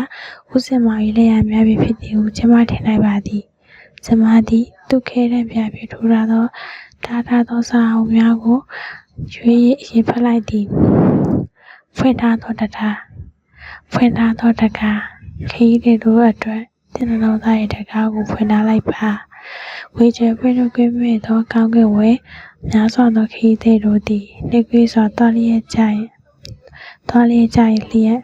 အချစ်ကိုမှုသိလျက်အကူအညီကိုတောင်းတလျက်နှစ်သိမ့်မိသူကိုစောင့်မျှော်နေကြသည့်တကားတင်တကားကိုဖွင့်လိုက်ပါတနေ့တွင်ဒီစုံတစ်ယောက်သည်ပျော်ရွှင်ခြင်းအသစ်ကို၎င်းတင်မမျှော်လင့်သောချင်းတာကို၎င်းတင်ထန်သို့ယူဆောင်လာလိမ့်မည်တကားတင်ပေးထားသောသင်ရဲ့တကားကိုမင်းတို့မတို့ပါနဲ့တော့လူရောက်ဖန်ဆင်းလာသောနန္ဒတစ်ပါးသည်တင်တကားကိုလာရဲ့ခောက်ကတင်နှလုံးသား၏တွင်မိတင်းထိုင်မိတကားကျမသည်လှပသောစလုံးကလေးများကိုတွေ့ကစားရတဲ့တွင်စိတ်ဝင်စားသွားသည်ဒါကြောင့်ခဲတဲ့ပြဖြင့်တားထားသောနောက်တစ်ပိုက်ဖတ်ကြည့်ပြန်သည်အချစ်၏အဘိဓမ္မာကိုရိုနှစ်ယောက်သာအတူရှိရန်အန်ဒီရိုမူလိုပြီးဤအခါရဲလူဘဝသည်မျောလင်းချက်အသစ်များကိုယူဆောင်လာလိမ့်မည်တကားအထီးကျဘဝ၌ကိုသည်လှုပ်ရှားခြင်းမရှိအသေးကဲ့သို့ညီလျက်ရှိပြီးတည်တကားတို့ရတွင်နှစ်ယောက်တူသွားလင်မူကခီးမိများဝေသွားကြပါအံ့ဤခီး၌ကျမဤခီး၌အချစ်သည်ကိုရို၏ရှေ့ဆောင်လမ်းပြနေဝေခြင်းတွင်ထိန်ထွန်းညီသောမိမူတောက်တွင်ပြူထွက်သောငါတို့ရဲ့ကျင်းနီသားတကားဦးစင်မောင်သည်ဤစာအုပ်ကိုဘာကြောင့်ကျမကိုပေးရအဖတ်ခိုင်းပေသည်နီဘာကြောင့်ခဲရန်ပြဖြင့်တားထားပေသည်နီကျမသည်စိတ်ထဲတွင်ဇဝေဇဝါဖြစ်နေမိသည်ကျမလက်ချောင်းများကမူခဲရန်ပြဖြင့်တားထားသောစာပိုင်များကိုသာလက်ရှာနေမိသည်နောက်တစ်ပိုက်ကိုတွေ့ပြန်ပြီးနောက်တစ်ပိုက်မှာအချစ်ကိုခေါင်းစဉ်တက်ထားသည်ဦးစင်မောင်လူတယောက်ကအချစ်အကြောင်းရေးသားထားသောစာပိုင်များကိုခဲရန်ပြဖြင့်မြင်သားထားသည်မှာတကယ်တော့ဟောစရာကောင်းပေသည်ကျမသည်စိတ်ရမတွေးနိုင်ပဲစာပိုင်ကလေးမျိုးကိုဆက်ဖတ်နေသည်လူဘဝနှင့်သက်ရှိခြင်းတို့ကို၎င်းဆင်းရဲခြင်းနှင့်ပျော်ရွှင်ခြင်းတို့ကို၎င်းရယူခြင်းနှင့်ပေးဆက်ခြင်းတို့ကို၎င်းဘာအထိပ္ပယ်ဆောင်ကြပေသည်နည်းအချစ်သည်အဖြစ်ဖြစ်သည်အချစ်သည်တန်ဖိုးဖြစ်အချစ်သည်ကိုပြတ်သည်ဖြစ်အချစ်မရှိသောဘဝသည်အထိမရှိသောပုံမြင်သားသည်အချစ်သည်ဒေါသခေါင်လို့မှောင်သောလမ်းတွင်အလင်းရောင်သည်မျောလင်းချက်သည်ထွက်ရလန်းသည် အတင်းလုံးရဲ့စံရီပြီးသည်ကျမသည်အသက်40ကျော်ကလူပြိုကြီးဦးစင်မောင်နှင့်အစစ်စာညုံများကိုဆက်ရတွေးမိနေမိသည်ကြောက်ခဲလို့မှ6နှစ်လောက်ပြီဖြစ်သောသူ့နှလုံးသားတွင်အချစ်ဆိုတာရှိသေးသလားဟုတွေးမိပါသည်ထားမြင်ရကြအောင်စဉ်းစားနေသည်မသိအတန်ကိုကြားတော့မှကျမသည်အတန်လက်ရာသို့လှည့်ကြည့်လိုက်မိသည်ကင်ကြီးပြည်ကြီးတစ်ဖက်မှကျမစီလိုလာနေသောကိုအောင်မျိုးတွေ့ရ၏ကိုအောင်မျိုးသည်ဂျူဒီကိုဝတ်ထားကနှစ်ချက်ကိုဘောင်းမရီထဲထည့်ထားလေသည်ရှာလိုက်ရတာထားရဲ့မော်တော်ကားတန်တော်မကြားလိုက်အောင်ဘာတွေများတွေးနေလို့လဲဘာမှမတွေးပါဘူးအိမ်ထဲကဘူးလို့တစ်ပြအောင်မစားဖက်မလို့ထားလာတာအကိုမျိုးကဖေကလာတာလဲစေရုံကတန်းလာတာလားကျမကကိုအောင်မျိုးက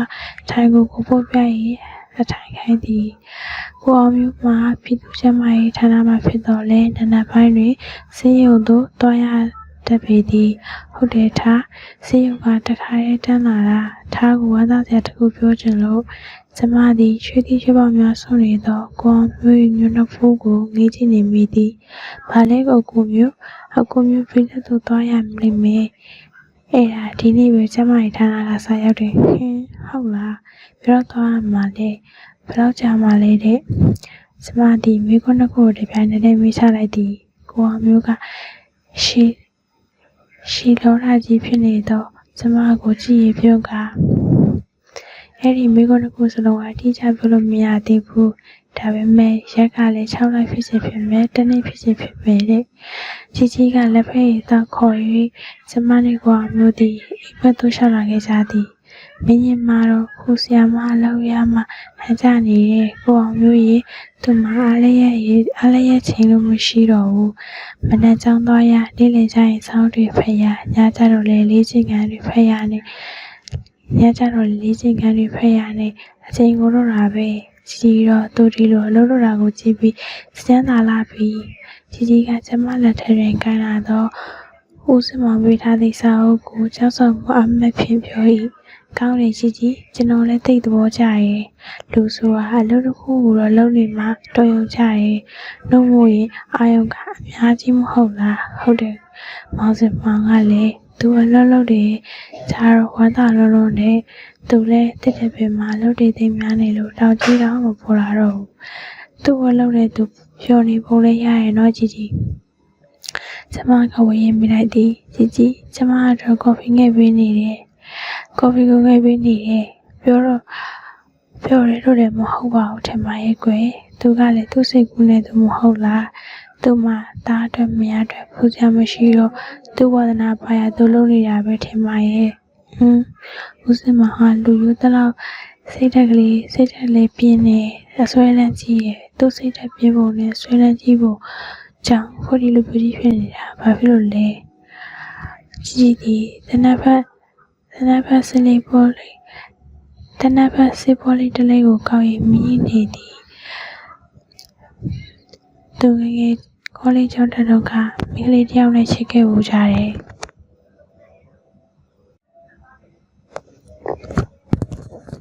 သူငယ်ကောလိပ်ကျောင်းတက်တော့ကမိကလေးတယောက်နဲ့ချစ်ခဲ့ဘူးကြတယ်အဲ့ဒီမိကလေးကလွတ်လပ်ရေးရှာမန်းနဲ့မှာအရာရှိတယောက်နဲ့လက်ထပ်သွားကြတဲ့ကအိမ်တော်ကြီးကိုဆေးပြပြီးလေလာလိုက်တာကနေထီရောပဲခုတော့အဲ့ဒီမိကလေးကကောလိပ်ကျောင်းမှာဆရာမကြီးဆိုလာပါလားပဲတလောကုံကတော့တောင်ကြီးလာလို့သူလိုက်ပို့ရသေးသလားဘာတလောကတောင်ကြီးလာလို့လိုက်ပို့တာအဲ့ဒီမိမတွေလားကျမကဝေးမေးလိုက်သည်သူပြောတာပဲအဲ့ဒီမိမကသူကခုသူ့ယောက်ျားနဲ့ကွဲနေတဲ့တောင်ကြီးမှာကိုစမောင်ရှိရဆိုကြတော့သူတို့လာမဲ့ချောင်းဆိုင်လိုက်တဲ့မောင်စမောင်လည်းမနေတာတော့အိမ်ဒီဟိုတရားဆိုပြီးလိုက်ပို့ရတာပေါ့မိမကလည်းတော့ကန်သွားပြီခုမှမျက်နှာပြောင်းတိုင်းလိုက်ဖို့ခိုင်းကြသေးတယ်ကျမတို့ဒီဘာမှပြောတော့ပဲကြီးဝေဖန်ချက်ကိုအသာပြီးနားထောင်လိုက်ကြ၏ကြီးဒီဦးစင်မောင်ဘက်ကနေပြီးခံပြနေရပုံ ခံပြနေရပုံရပေသည်ကဲကော်ဖီတောက်ရေးစကားပြောရကြအောင်ကြီးနောက်ဝေးမှာလှုပ်ရှားရှိသေးရဲ့ကြီးထားတဲ့ဖြင့်ထမင်းစားကနေကျမတို့နှစ်ယောက်ထဲသာကျန်ခဲ့ကြသည်အကောင်မျိုးလည်းတနေ့မှာဦးစင်မောင်လို့ဆွပြခံရမှာဖြင့်ကိုအောင်မျိုးကကျမကိုကြည့်ခက်ပြောလိုက်ပါသည်ကျမသည်ရုတ်တရက်ဝင်နေသွားပါသည်အထင်သေးခြင်းဟုလည်းစိတ်ထဲမှာခံပြသွားမိပါသည်ဘာလဲအကိုမျိုးထားကိုဒီလောက်တောင်အထင်သေးသလားဟင်အကိုမျိုးဟာထားရဲ့ချစ်ဦးပါအကိုမျိုးထားဘဝမှာအကိုမျိုးဟာပထမအောင်ဆုံးနဲ့နောက်ဆုံးချစ်သူပါလောကမှာတသက်တစ်ခါသာရှိတတ်တဲ့မိန်းမမျိုးနဲ့တစ်သက်မှာကျေပံများကရှိတတ်တဲ့မိန်းမမျိုးတွေရှိကြတဲ့အနက်ထားဟာတသက်မှာတခါချစ်တဲ့မိန်းမမျိုးပါအကိုမျိုးထားဟာထားရဲ့အသင်းနှလုံးကိုအကိုမျိုးထမ်းမှာပုံအပ်ခဲ့ပြီးပါပြီအကိုမျိုးကဆွပြသွားတော့ထားမှာတခြားလူကိုပုံစရာအသင်းနှလုံးမရှိတော့ပါဘူးထားကိုဒီလောက်လေးအထင်မသေးလိုက်ပါနဲ့ကျမသည်စကားပြောရင်မျက်ရည်တွေဝဲလေ၍လာပါသည်မျက်ရည်ကိုဘယ်လိုပင်ကြိုးစားရထင်တော့လည်းမရပေဘယ်တော့မှကိုအောင်မျိုးသည်ပြတ်တလေးဖြစ်သွားကကျမအနာကိုတို့လာသည် sorry ထားအကိုမျိုးကအဖြစ်ကိုပြပြတာပါထားကိုအထင်သေးလို့ပြောတဲ့စကားမျိုးမဟုတ်ပါအကိုမျိုးတောင်းမှမိုင်းကဲငိုမနေနဲ့တိတ်ပါစကားဖြစ်လည်းမပြောနဲ့တကယ်လည်းမပြောနဲ့အကိုမျိုးဒီလိုပြောရင်ထားငိုခြင်းနဲ့တကယ်တော့အဲ့ဒီစကားအကိုမျိုးကပြောရမယ်စကားလည်းမဟုတ်ပါဘူးပြောရင်ထားကသာပြောရမှာအကိုမျိုးပြေးလက်ရောက်လို့အင်္ဂလိပ်မှာတရားကိုဆွဲယူလာရင်ဆိုရင်ထားရင်ကိုရကြီးရဲ့လို့ထားဘက်ကမတွေးနိုင်ဘူးလားဘာအကိုမျိုးကအင်္ဂလိပ်မှာတရားကိုယူလာရင်ဟုတ်လားဟုတ်တယ်ခုခေတ်ပညာတော်သင်သွားကြတဲ့လူတွေဟာရောက်လီရမှာမိမယူကြတာကြီးပဲတချို့လည်းဟိုမှာတွေယူပြီးပြန်တော့ဝဲပြခဲ့ကြတယ်တချို့လည်းဒီထိခေါ်လာတယ်အကိုမျိုးကမဖြစ်ဘူးလို့ဘယ်သူဟာမခံရမလဲကိုအောင်မျိုးကကျမကိုကြည့်ရင်နေဘူး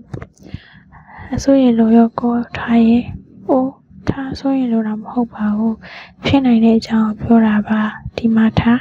အကူမျိုးထားနဲ့အတူတူနေချင်တာပြီအတူတူနေရမှလည်းဒီပြဿနာအားလုံးရှင်းသွားမှာပဲအကူမျိုးထားစီကိုဒီနေ့လာတာဟာလည်းဒီအကြောင်းပြောတယ်လို့ပဲအကူမျိုးဒီလိုကြာချင်းမနေချင်တော့ဘူးလက်ထပ်ချင်ပြီပါဖြစ်နိုင်ရင်အကူမျိုးပြီးတော့ကိုမသွားခင်လက်ထပ်ချင်တယ်ပါကျမကအလဲတကြားအော်ရမိလိုက်၏ကိုအမျိုးသည်ကျမကိုမကြည့်ပဲနေရဝေးချင်နေလေသည်နေရပေါ်မှာမမေရဲ့တပ်ပေါ်သည်ကျမတို့နဲ့ကိုကြည့်နေတယ်လို့ထင်ရ၏ဟုတ်တယ်အကိုမျိုးပြီးတော့ကိုမသွားခင်လက်ထက်ချင်းနဲ့ပန်းတယ်လေကျမရင်ခွင်နဲ့တက်ခုံလာကလက်ပြားရီအစ်စလာပါသည်စိတ်တော်လို့ချာချာချင်းကြောင့်လားဝမ်းသာချင်းကြောင့်လားကျမဝေခွင့်မရပေနှစ်ခုစလုံးကြောက်ပြီးဖြစ်ရသည်ဟုကျမထင်ပါသည်ကျမသည်ချက်ချင်းအ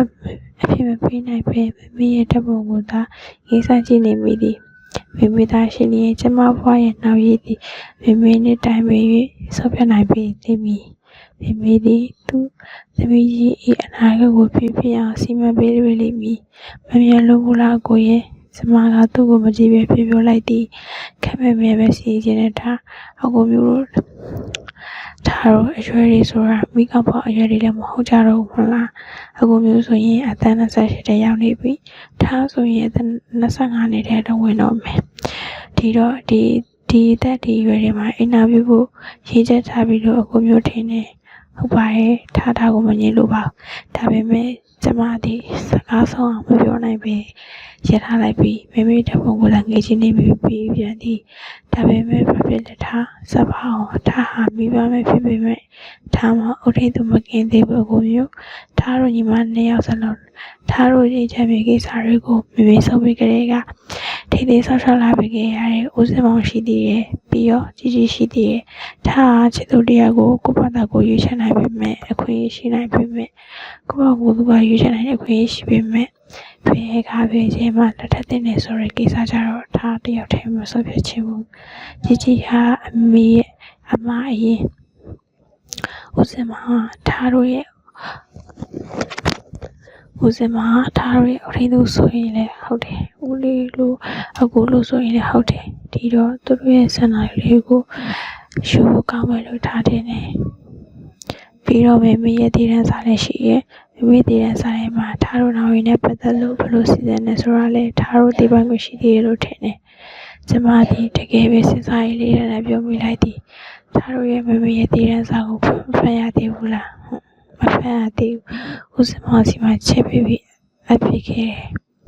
ထား25နှစ်ပြီမှာဒါမှမဟုတ်ထားခင်မတဲ့20ပြည့်နေ့မှာတရှင်မှာစာဖွင့်ဖတ်မယ်လို့ဆိုတာပဲ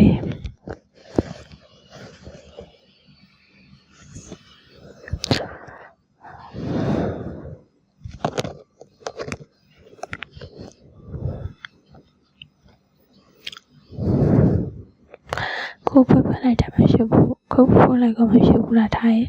ဘယ်ဥပဒေနဲ့ပါဆိုင်လို့လဲထားဥပဒေရေးရာကိုထည့်မစစ်စားပါဘူးနားမလည်ပါဘူးဒါပေမဲ့ထားတည်သွားတဲ့မိမိရဲ့ဆန္ဒကိုထည့်စစ်စားခြင်းပါတယ်တည်သွားတဲ့အမိမှားသွားတဲ့စကားကိုတော့ထားမဖြစ်ချင်ဘူးကိုအမျိုးဒီဘာမှမပြောတော့ပဲငိုင်ကြသွားပါသည်ကျမတို့လည်းရောက်သည်ဘာမှမပြောနိုင်ပဲငါရွေးနေမိကြသည်ဒီလိုလို့ရင်ကောမရှုပ်လားထားကိုအမျိုးအကျဉ်းရသလိုမျိုးလေးချက်ကြီးစွာဖြင့်ကျမကိုမေးလိုက်သည်ကျမသည်ဘာမှမပြောပဲသူ့ဘက်သို့လေးကြည့်လိုက်သည်ထားအသက်25နှစ်ပြည့်ဖို့ဆိုတာကတနေ့ဒီဘာလို့ဆောက်ရအောင်ပဲထားခင်မကဒီအတော်တက်မှာအသက်20ပြည့်တော့မှမဟုတ်လားအလို့ဆုံးဆောက်ရရင်6လပဲရှိမှာပါတကယ်လို့အဲ့ဒီ6လပြည့်လို့ဖွင့်ရတဲ့အချိန်မှာအကူမျိုးကလည်းပြောင်းချင်းပြောင်းလာတော့မှာပါဒီလိုဆိုရင်ကိုအမျိုးဟာဆရာတက်နေပါသည်သူမျက်နှာထားသူမျက်လုံးများသည့်ဆရာတခြားခြင်းကိုဝေထိန်လျက်ရှိသည်ဟုကျမထင်မိသည်ဒီလိုဆိုရင်တော့ဖြစ်နိုင်လိမ့်မျိုးထားတင်တာပဲထားခဲ့မှုအပေါ်လဲမူတည်သေးတာပေါ့လေဒါပေမဲ့ထားခဲ့မှုကထားပြောရင်တော့သဘောမတူစရာမရှိပါဘူးဒါဖြစ်နေကိုအမျိုးသွားနေတော့ထားခဲ့မှုအသက်20မပြည့်နေမှာပဲကိုအကိုမျိုးသွားနေတော့ထားခဲ့မှုအသက်20ပြည့်နေမှာပဲဒီစာကိုဖွင့်ခိုင်းမှထားရင်အကူမျိုးတော့မြဲတူနေခြင်းလားပြီကဲအကူမျိုးကိုတခြင်းတပုတ်စံရတိပြစမ်းပါအောင်တမန်နှလုံးခေါင်းလေးရှုပ်လာရတာကျမတို့နှစ်ယောက်ဒီအိမ်ခန်းသို့ရှောက်လာခဲ့ကြသည်ကျမမှာရန်ကုန်တက္ကသိုလ်အနုပညာအသင်းတွင်အသင်းဝင်တရားဖြစ်ရာမတောင်တစ်ခေါက်တော့တည်တက်လေသည်ကျမသည်စံရခုံနေထိုင်ကအသက်ဆန်းလိုက်ပြီးပန်းတင်းတင်းပတ်ပြူခေါက်ရည်ထိလိုက်သည်ကိုအမျိုးသည်စံရပေရရက်ကစီမလိုက်တဲ့နဲ့လိုက်နေသည်ပန်းတင်းတင်းရက်ကိုမြိုင်တွင်တန်တာလင်းကြီးစောလိုထွေးသူကျူဝဲသည်ငတ်တန်တာဒီဝါလီမိုးကလောင်ရွှေညာလေးကျိုင်းတင်ပေါင်းသည့်တခြင်းမှာမြမအတမလင်္ကာမင်းတဲ့အတန်လေးပြဆက်ကိုမကြာခဏလွှင့်ရ၌တော့မေရှိကြီးတီဆိုလေးရှိ၍ကျမကောင်းရလေသည်ကျမသည်စံရတယောက်သားမှာမဟုတ်ပါဇက်ကလည်းခက်တူညင်မိလိုက်တာဖြစ်နေသည်ဒါကျမလည်းမြင်ပါရမလေးရတာတညညငယ်ငယ်နဲ့လာလေမရှုံရုပ်ကိုပုံလို့ထားကျမသည်တမြင်လိုရှာလိုက်ပြီးကိုယ်ရဲတောက်ထားသောကြောချင်းများကိုရှာလိုက်သည်ဒါကျမလေးတဲ့ဟုတ်လားကိုအမျိုးကကျမမျက်မှောက်ကို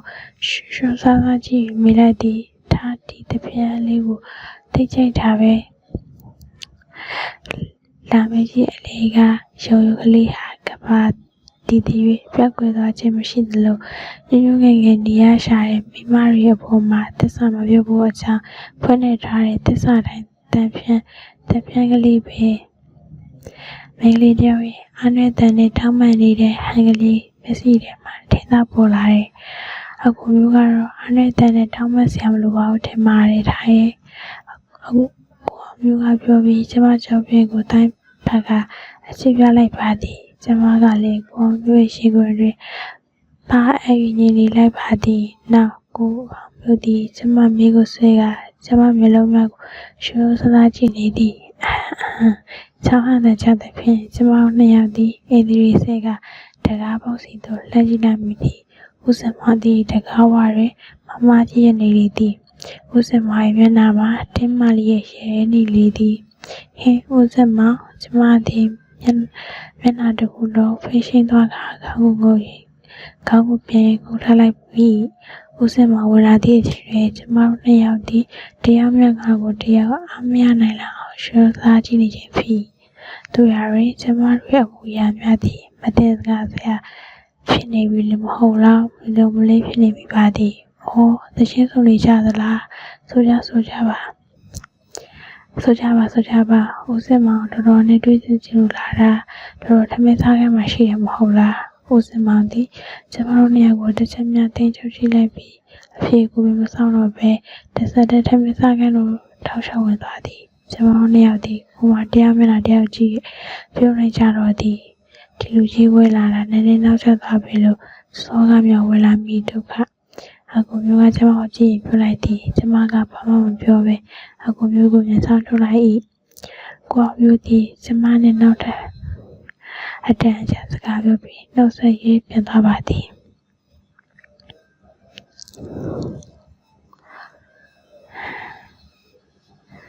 ကျမသည်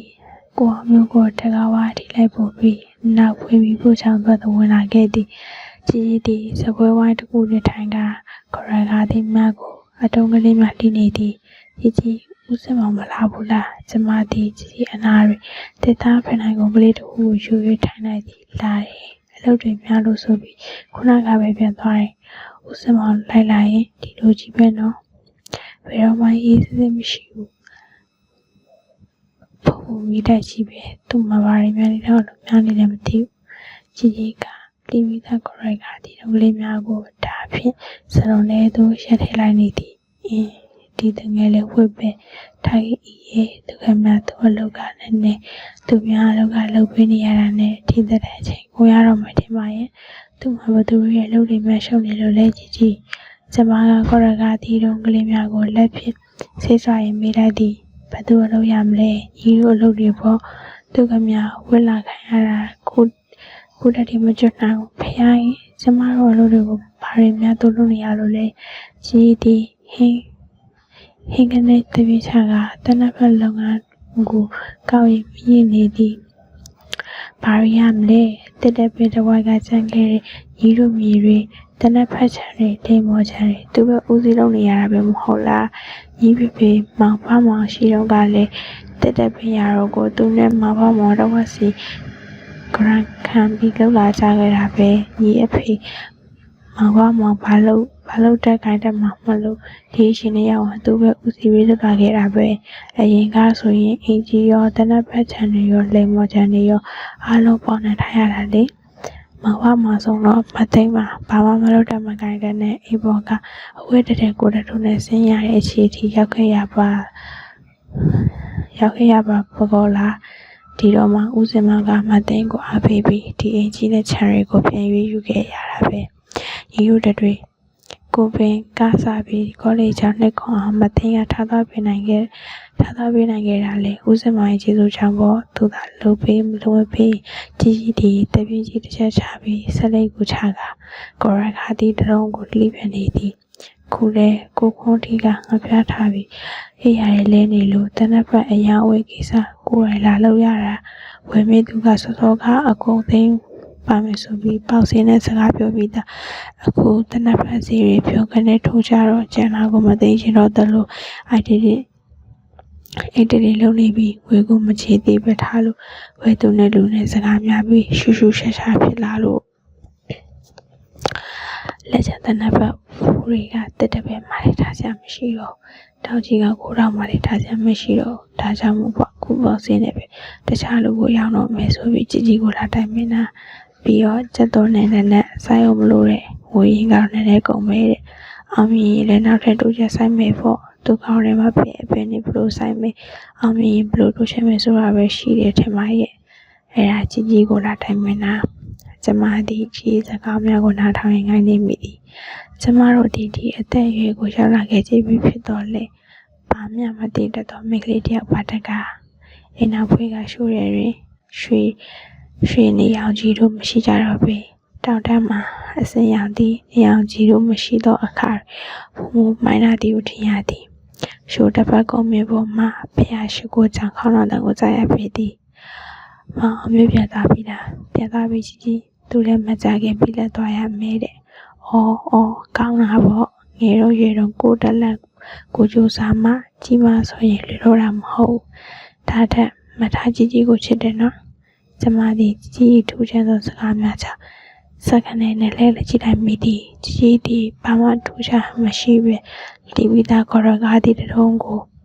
စလုံးတွေကိုထဲ၍ရေးစင်းနေသည်ကြီးစကားသည်ထူးဆန်းလိုက်တာကြီးသည်ပြုံးလိုက်၏မသိမရှိရဲ့နောက်မှာကြီးဟာမထားတို့ရဲ့အမေပဲကြီးရဲ့ဖိုးလည်းမထားတို့ဟာညီအမဟာသမီးတွေပဲဒါကြောင့်မို့ကြီးကမိတာပါဘယ်နဲ့ပြောမလဲကြီးကိုမချစ်ပဲနေမလားအေးဒီလိုကြရတာပဲကြီးဝမ်းသာပါပြီလောကမှာကြီးအဖိုးလေတွေ့တာခင်မဆရာဆိုလို့မထားတော့ညီမနှစ်ယောက်ပဲကျန်တော့တယ်ဒီတူမကြီးတွေကိုပဲကြာမှာ